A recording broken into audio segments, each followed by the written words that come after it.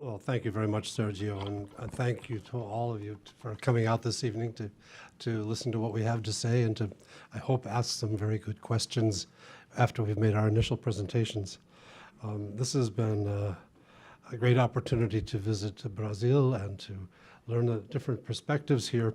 What I want to begin with is a quick look back in Chinese history and then very quickly jump to where we are today in the growing strategic competition between the United States and China and the implications for the rest of the world. It was for 1,000 years that China was, if not the first, certainly among the most developed civilizations and economies of the world. It was not until the late 18th century, after a very high period of cultural development, that China began to experience many complicated difficulties with growing population, economic dislocation, and then in the early 19th century, the intrusion of the colonial powers, the British, French, and others. By the end of the 19th century, China had been compelled to sign a number of treaties, and in many ways was treated like a colonial empire to be chopped up by the foreign powers. And these treaties were with Japan and France, with England, and with each treaty, China lost some territory. Hong Kong, Macau, the Shandong Peninsula, northeastern China. And China went through a prolonged period, 150 years of very severe weakness. And that weakness, of course, among the Chinese who think in terms of history all the time, became a driving factor for China to have a rebellion in the 1940s and the formation of the Communist Party and then the Communist Party's first government in 1949. And this reunified the many parts of China or put in path the resumption of control over Macau and Hong Kong. And there are still territories in the East China Sea and the South China Sea that China has not reclaimed but wants to bring back. And so today, after the Communist Revolution, China had periods of modernization and then periods of setback during the so-called Cultural Revolution in the 1960s and 70s.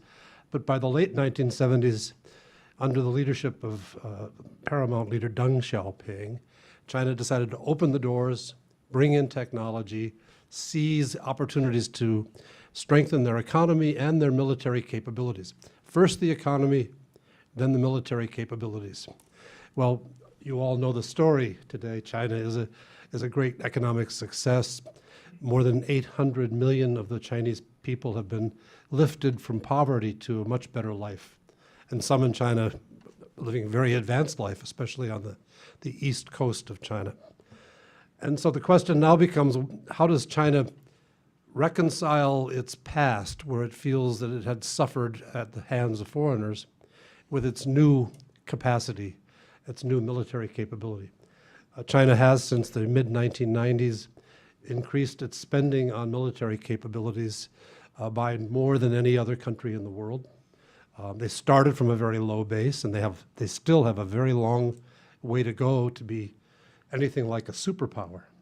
But they have come a great deal, and they certainly are now the most powerful country in their neighborhood with respect to the countries outside Russia. And compared to Russia, with its economic difficulties and political problems, China feels very self-confident in dealing with Russia as well. And so today, the competition is focusing increasingly between China and the United States. The United States has, since the end of World War II, a complex alliance set of relationships with Japan, South Korea, Philippines, a kind of formalistic alliance with Thailand, and then working partnerships in Singapore and increasingly with Vietnam, and certainly with Korea and Japan from the beginning. As China has developed capabilities, it's increasingly becoming clear to the American military and civilian authorities that the freedom the United States has enjoyed since the end of World War II and the peace and prosperity which the Asian countries have enjoyed as they've modernized, including China, by joining the international system, by being part of the IMF, World Bank, Asian Development Bank, access to international capital, and joining the World Trade Organization and WTO in 2002, launched an oceanic wave of investment for China, which allowed China to employ many millions of young people in their factories and to export all sorts of products that China had never been able to produce before. This economic dynamism, in many ways Americans think, is a product of the peace brought by the post-war American Pax Americana or hegemonic relationship with the region. Today, if we have a dispute with China, say over China's claim to Taiwan and America's promise of protection to Taiwan, if you try to imagine what the military confrontation might develop into, it's harder and harder for the United States to be able to project naval and air forces near the coast of China without experiencing a higher degree of risk from Chinese anti-air missiles, anti-submarine missiles, increased surface and submarine naval capabilities, and of course, long-range strategic weapon capability, such as nuclear weapons and long-range missiles.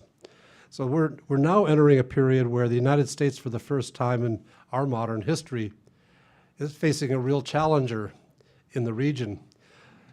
With the Soviet Union, the agenda was really in Europe or elsewhere, Africa, Middle East, not so much in East Asia. East Asia was fairly stable in that period.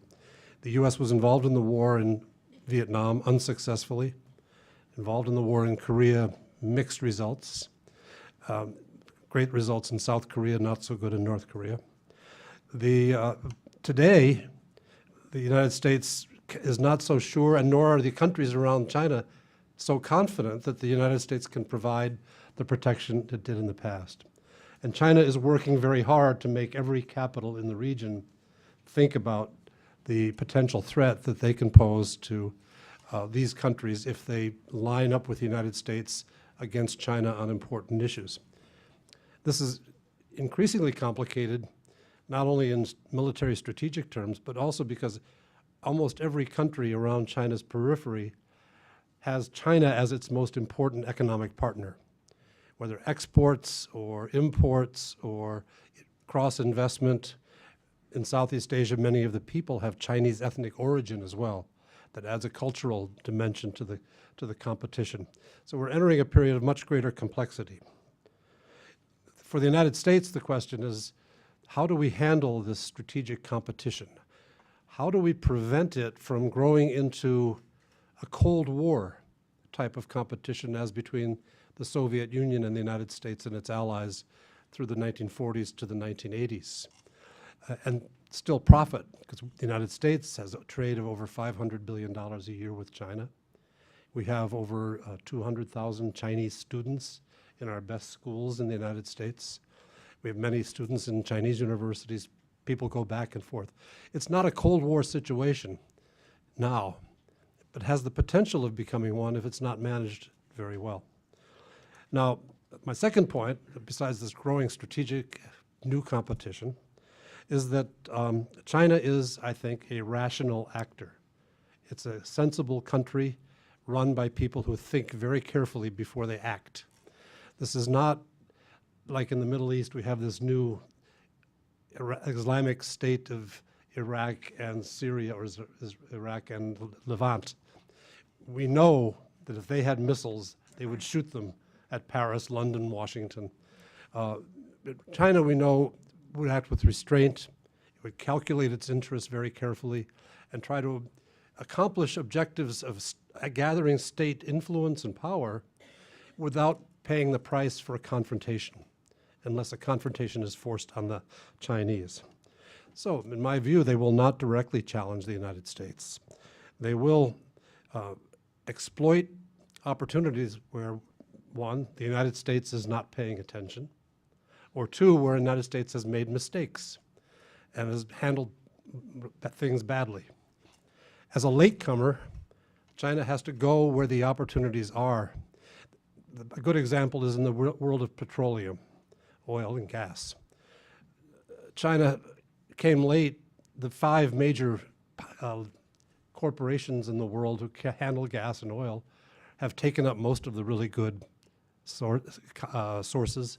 They have contracts of long standing for the big wells here and there. And as a latecomer with tremendous needs for energy to feed China's modern industry and the rising appetites of China's middle class for transportation, air conditioning, gas cooking at home, all of these things. To meet all of that, China has had to go where the big companies don't want to go or are afraid to go. And so the biggest contracts for petroleum and gas in the Middle East now with China are in Iraq, which is a very unstable place where American firms are very uncomfortable because of the risk involved. They don't want to tell the stockholders how much risk they face there. The Chinese don't have as many public stockholders, it's government-owned companies, so they can make a decision to go there. Similarly, they have gone to South Sudan, and the Sudan had a long-running civil war, and it's still very turbulent. They went to Ethiopia, very undeveloped infrastructure, lots of insecurity for Chinese personnel. For other minerals, they've gone to Congo, places where the security situation or corruption in the government makes it difficult for Western firms to go in, but the Chinese firms can take the risk because they don't have another choice. And we've seen a lot of opportunism like that. And it's not just in the commercial sphere, it's also political. When they see a political opportunity where the United States is ignoring or has had errors in its relationships with various capitals, China will seek opportunities to expand its influence there. And it's both commercial and political. And at this point, China's military influence is confined to the areas close to China. But at some point, they will expand farther and farther. China also has huge weaknesses. As a country, it's a vast population, over 1.3 billion people. But it also has 14 neighboring countries. And it can't change that situation. India and Japan, which was up beyond the 14, there's 5 naval nearby countries, are never going to easily agree to anything China wants. China has today, because of the problems between the United States and Russia over Ukraine and Crimea, Russian-US relations are quite tense, and China has been seeking the opportunity to exploit that. Recently, China signed a $400 billion gas trading arrangement with the Russian gas producers, providing vital investment for Russia for the gas network and vital energy for China's own domestic consumption. But when you think about this alliance for commercial purposes, remember there's tremendous suspicion between Russia and China. Russia has a vast territory along the Chinese border, full of resources and no people. And China has a vast population with very few resources next to those resources in Russia. It's partly for this reason that you have a border which consists of rivers between Russia and China, over 2,800 kilometers long. And if I asked you to guess how many bridges there are going across that border, would anyone guess 0? This shows that there's an underlying suspicion, insecurity, even among those countries with which China, in the moment now, finds it quite convenient to cooperate. This weakness is going to always prevent China from assuming that its neighborhood is safe and therefore it can go farther afield. China will always have to have residual capabilities along its borders so that it can feel secure that those neighbors cannot put military pressure on China in alliance with other countries that may feel pressure. So this is an important strategic weakness or lack of strength that China has. Now, given that China has come late to the international energy and mineral scene, that it has ideological constraints caused by its political system, that its soft power doesn't translate beyond its own culture. It's a very attractive culture, but it's also a culture that says it's for us, Chinese, not for you. And that people can always sense this. Even they love Chinese food or look at Chinese art, you never feel part of China because it's not like Hollywood films where you feel part of the action, you know, at least not yet. So what's the outlook? I think that we'll see over the next few months, because of the calendar of events, that the American Obama administration will work hard to try to reduce the superficial frictions that we're seeing. Probably not yet able to deal with the underlying accumulation of strategic competitive frictions that are not so apparent today, but maybe more apparent 5 or 10 years from now. And that we'll see in the coming fall, in September, October, November, there are a sequence of meetings. There's the G20 meeting of economies that have been assembled since the great financial crisis, and China and the US have a way of working there. The cooperation was really quite excellent during the great financial crisis between our finance and their finance authorities, banks and finance authorities. There will be an East Asian summit this fall in November, and Obama will take part in that, and Chinese Premier Li Keqiang will be there, plus the leaders of the other East Asian countries, and they'll try to find some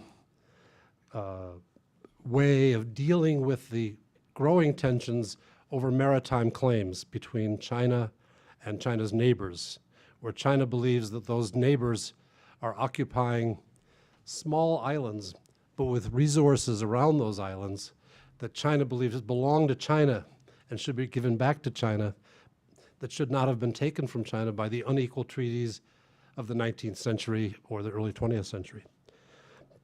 And then finally, this year we have a thing called the Asia-Pacific Economic Cooperation Forum, called APEC. And President Obama and President of China, Xi Jinping, will both take part in that, together with the Chilean, Mexican, Canadian, and all the Asian leaders. So over the next few months, there will be an effort to say things are really looking less tense, cooperation is possible. But I hope as you'll read the newspapers, watch the news, you'll think about this next layer down, which is building tensions the way earthquakes build up. Slowly, surely, pressures are growing, and at some point, if we don't find a way of relieving those pressures, they're going to break out. Right now, the United States administration is unusually challenged strategically. This is due because events have surprised the United States, whether it's what's happened in Iraq, or what's happened in Ukraine, or in North Africa, and also the tensions that have been rising in East Asia. The administration has proven to be more poorly organized to handle these crises than it should be at the 6th and 7th year of its time in office. And I think it's unlikely to improve its ability to operate in the next 2.5 years. Obama's team has been chosen for this period. We know what they are, we know what they are not. And so I think that the performance will be below the optimal performance that one would hope to see. We have an upcoming presidential election. Starting early next year, people will begin to try to distinguish themselves. On the Democratic side, there's a leading candidate, Mrs. Clinton, Hillary Clinton, but there are other candidates. And on the Republican side, very hard to say who will come out. I can guarantee you one thing. All of them will be against China in their political life. Mrs. Clinton has already made clear she's not going to let anyone be to the left of her on China. And no Republican can be to the left of Mrs. Clinton. So we will see people taking positions that are harder and harder. I hope a lot of that is just political posturing. But inevitably, whoever wins, the outcome is likely to be farther toward the posture of at least latent hostility toward China than Obama is today. And so the outlook for the next couple of years is rough weather, a rough outlook. The changes of administration may give a chance for people to recharge their batteries and to come in and say, let's go back to fundamentals. Let's deal with those underlying pressures in the substructure of international relations and see if we can't relieve them from moving us toward a more Cold War-like situation. But where we are today is headed in that direction. So I'll stop there and turn it over to Sam. Thanks so much. Thank you.